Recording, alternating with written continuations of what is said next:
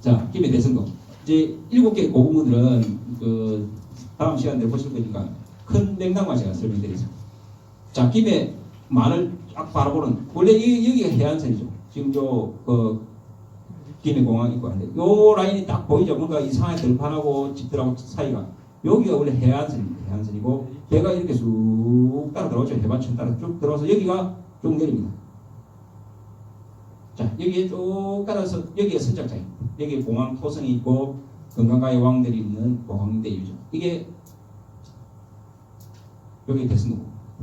여기에 왔다 갔다 하는 외국 사람들이 딱 보면 아, 저게 고분군이다. 고분이 단순히 무덤이나 단순히 그냥 죽은 사람들의 무덤 이런 차원이 아니죠. 이 고분이 뭔가 아주 중요한 시설. 아까 종묘 보셨죠? 뭔가 국가에서는 아주 중요한 자기들은 가야 당시에는 아주 중요한 위치를 정하는 어떤 기념물이었다는 거죠. 자, 이런 부분들을 우리가 이제 등재를 하고자 하는 거죠. 이 의미가 뭐냐? 단순히 이게 대성동 고분군이다 하면은 등재 안 됩니다. 이 대성동 고분군이 왜 여기 그럼 만들어졌느냐? 해필이면 왜 여기 있느냐? 그 이야기를 해줘요. 그리고 이 해필이면 왜 여기에 이 사람들이 이렇게 많이 묻혔느냐? 그 이야기를 해줘요. 그런데 또 왜 이렇게 또 많은 이상한 물건들이 많느냐? 그죠? 큰 무덤 안에, 이거 왕무덤이죠. 왕무덤에 철기를 깔고, 이 철기 문화를 보니까, 아, 금강가야가 굉장히 철기 문화의 발달, 우수한 철기 문화를 생산으로 뭔가 했다. 그런데 이런 기마 문화도 왔구나. 국방에서 기마 문화도 받아들여서 이런 마을들에 들어가는 물건들이 여기 다 나오는구나. 기마 이런 투기가 갑자기 금강가야로 가 있죠. 우리 알아가 있건데, 그죠? 자. 중국의 원태자 백화문에 나오는 이런 허리띠 바크리에 이게 대성동에서 나오죠. 용분양. 이게 일본에 이전부터 있었습니다. 그래서 이게 나오기 전까지는 일본에서는 중국에서 바로 자기들 수입을 했다 하는데 요게 딱 나오면서 아, 길이 원래 이 길이었구나. 이렇게 이제 알게 됐죠. 자, 그래서 이제 이 철기 문화를 가지고 이제 이런 등이시들이 쭉 일본에서 출토된 지점들입니다. 우리가 아무리 수출 많이 하고 가야가 뭐 해상왕국이 이런 이야기를 할 필요 없죠.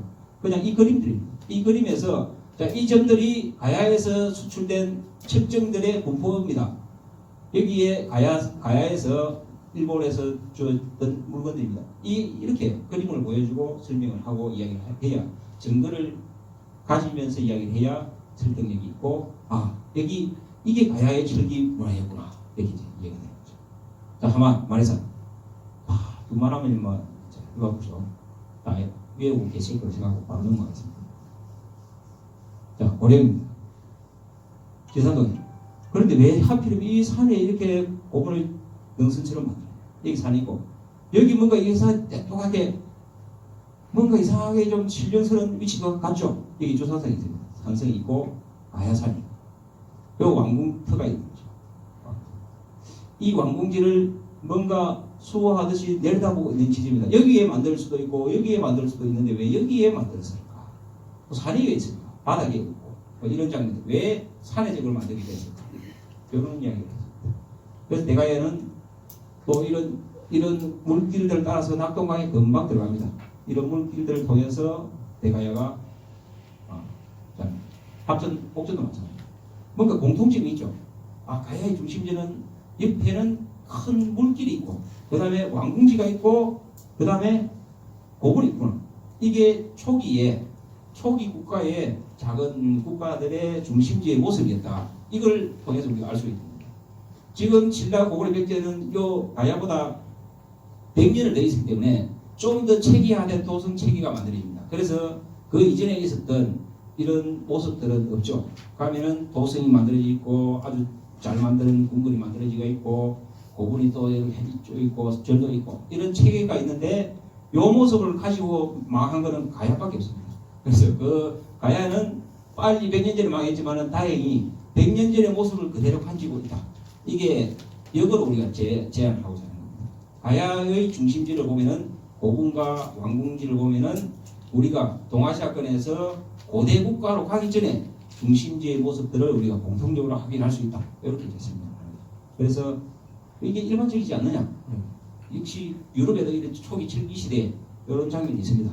그래서 시기는 다르지만은 뭔가 이런 장면들이 공통적으로 발현되는 것은 세계사적인 보편적인 일이지만은 그런 보편적인 모습들이 가야에서 우리가 확인할 수 있는 것이 가치가 있는 점이다. 이렇게 이제 설득을 계속, 원래 보고서는 설득이죠. 설득을 계속 하면서 쓰고 있는 겁니다.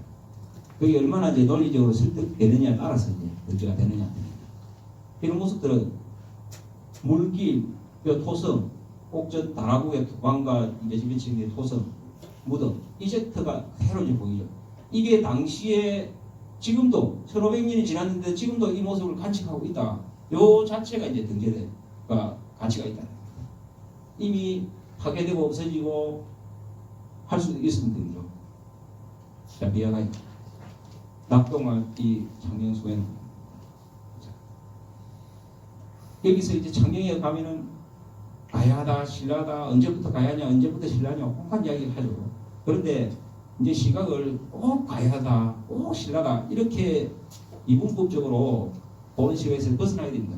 여기는 비사벌이죠. 비사벌 나라, 비하가야. 비사국이 있었는데 그 나라 비사국의 성격은 처음에는 가야 문화가 이렇게 있다가 어느 시점에 5세기 때부터는 좀 더 우월한 집단인 신라의 문화를 좀 더 많이 받아들이고 그래서 6세기 중엽쯤 되면은 가야보다는 신라 쪽에 당연히 우리가 낫겠다. 그래서 신라로 다 편입된 거죠. 그런 그 자체의 역사를 우리가 이해를 해주고 그 역사를 그렇게 써야 되지. 우리 헷갈리는데 우리가 가야 사람입니까? 신라 사람입니까? 이렇게 계속 질문을 합니다. 예, 그렇게 이제 그런 시각에서 이제 좀 벗어나야 되지 않겠느냐. 그렇죠. 이런 유물이 나오면 안 되는데 이런 분도 계십니다. 온통 신라인데 이렇게 하시는 분도 계시는데 그런 시각은 이제 달리 봐야 됩니다. 자, 소가야죠. 소가야도 고성만 이런 당동만을 뭔가 배경으로 해서 송합니다. 이게 이제 우리 남해안에 있기 때문에 내륙에 있는 고분들하고는 입지와 뭔가 경관의 차이가 나죠. 그런 것들이 이제 우리 왜 차이가 나는지 이 부분에 왜 이렇게 띄엄띄엄 있을 수밖에 없고 또 해필 왜 여기에 꼭 이 고분이 있었느냐 요것들을 이제 우리 설명하는 작업들이 세계사 등재 과정입니다. 여기에 한 10개가 있죠. 자, 이런 고분 배치 상태도 다르고 자, 이 사람들하고 우리가 또 해야 되는 게 이 사람하고 이 사람 관계가 어떻을까요? 그다음 이 사람은 왜 이렇게 관계 이 11명, 12개의 무덤은 왜 이렇게 모여서 만들어졌을까요? 뭐 이런 이야기를 이제 해줘야 되죠. 다 밝혀지는 건 아니지만은 최근까지 생각해 보면은 이런 모습이었다. 이렇게 이제 돼야 되고 이런 석실은 왜 해필이면 이렇게 붉은 칠을 한 석실들이 요 소가야만 나옵니까? 그런 질문들을 이제 우리가 서로 주고받으면서 가는 게 이제 남은 유공, 운봉고을이죠.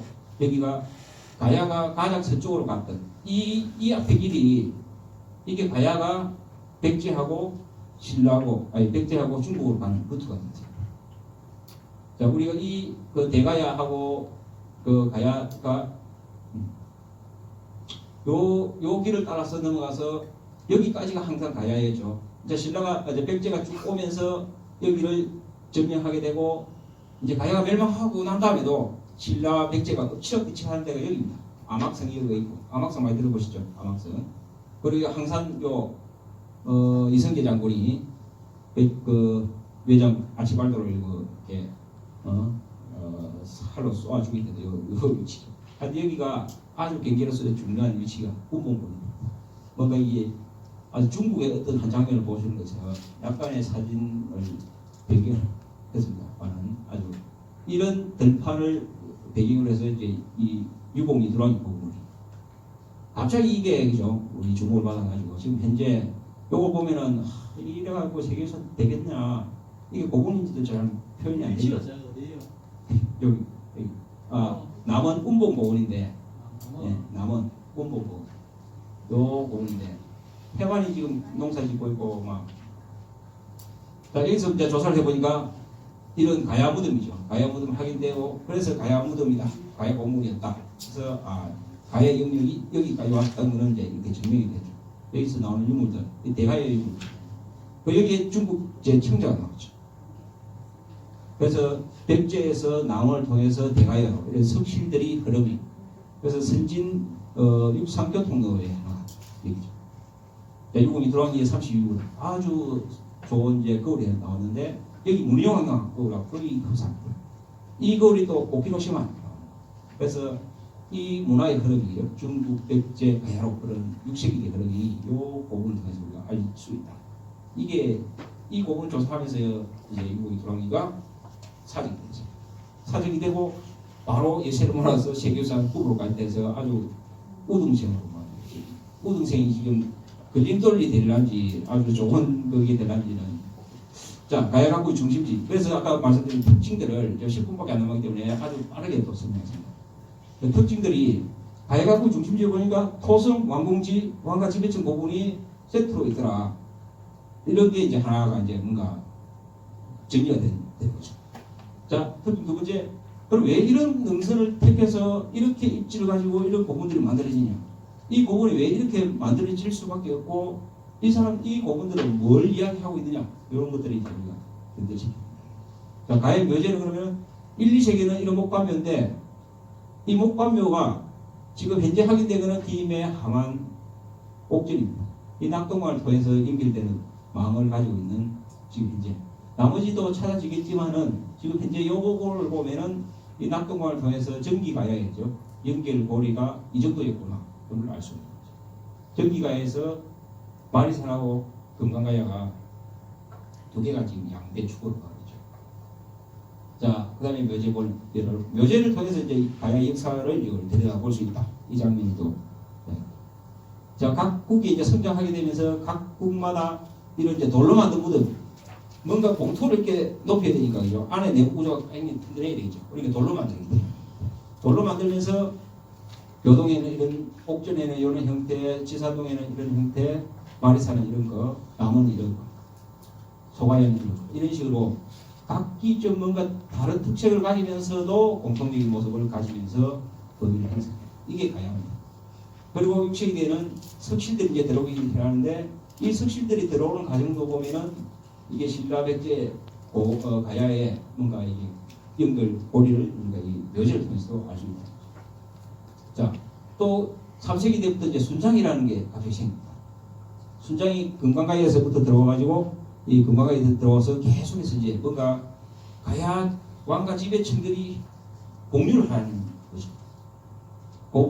고총을 만드는 것도 공유하고 순장을 만드는 것도 공유하고 뭔가 자기들만의 지배층들만의 문화들을 공유하는 이런 모습들을 우리가 또 찾아볼 수 있습니다. 유물의 흐름도 1, 2세기는 이런 장면으로 갔다가 3, 4세기는 뭔가 이 교류가 많아지고 철기 문화가 유성해진다는 걸 알 수 있는 장면의 유물들이 부족해요. 그 다음에 5, 6세기에는 좀 더 체계화된 신분 질서가 있었구나. 장식대도, 왕관, 그 다음에 이런 상행 토기들을 통해서 무기를 통해서 이 가야 문명을 이해할 수 있는 이런 오간 유물들이 다 들어가고 있는 이런 장면들이 그렇죠. 대외교류도 교육 유투가 1, 3세기에는 낭랑 대방 중국 구면에서 이 각 서해안을 따라서 각 지역에서 연결되다가 마지막에 구야한국, 구야국에서 서신관을 통해서 왜 주로 구주까지만 이렇게 연결되는 루트로 그려져 있습니다. 이런 게 삼국지에 이렇게 그대로 루트가 그려져 있죠. 그 다음에 5, 6세기 지나면 좀 더 다변화된 이게 이제 단순히 이제 중국하고 연결된 중개교육